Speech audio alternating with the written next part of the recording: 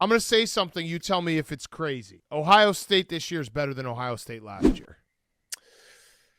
I don't think it's crazy.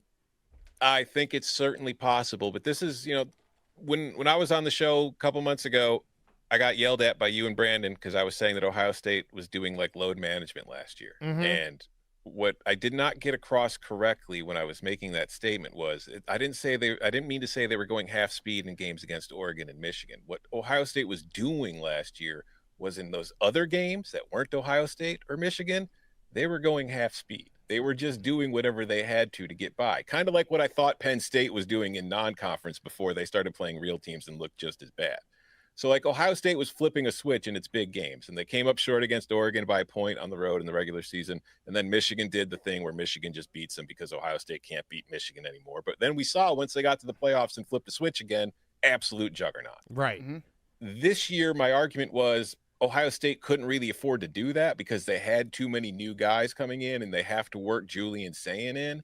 So I think that the effort level you're seeing so far from the Buckeyes is higher than the effort level you saw from last year, which was a very veteran team that already knew who it was and just knew that it had to survive to get to the playoffs, and then things would take care of themselves from there. So I don't think Ohio State is really going like I still think last year's team was better. I think that by the end of this year, this team could be better because I do think there is an argument to be made that the defense is better than last year's defense. I think Matt Patricia is just confusing the ever-living crap out of all the quarterbacks that he has faced so far. Like, these kids do not know what they're looking at before the snap, and it's really showing up. And once they get to the red zone, they're just absolutely clamping down and not giving up anything. So I think the defense is very, very, very good. The offense, to me, is not quite to where last year's was. And I think that that could change as the year goes on, just simply because we're seeing week by week, they're giving Julian Sayin a little bit more responsibility. They're lengthening the leash. They're letting him move the ball downfield more often.